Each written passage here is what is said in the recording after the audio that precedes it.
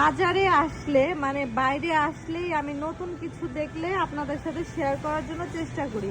আমি যে সেকশনে বা লাইনে দাঁড়িয়ে আছি এই লাইনটায় জাস্ট অয়েল মানে তেল। তো চলেন আপনাদেরকে একটা সুন্দর মজার তেল দেখাই, মানে দেখতে খুব লোভনীয় লাগছে। এই যে হচ্ছে বাদামের তেল।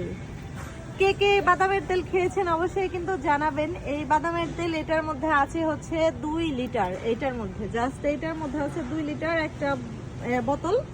তো এই 2 লিটার তেলের দাম হচ্ছে $25, মানে $24.50, $24.60, মানে $25 ট্যাক্স দিয়ে একদম $25 আসবে এই 2 লিটার তেলের দাম।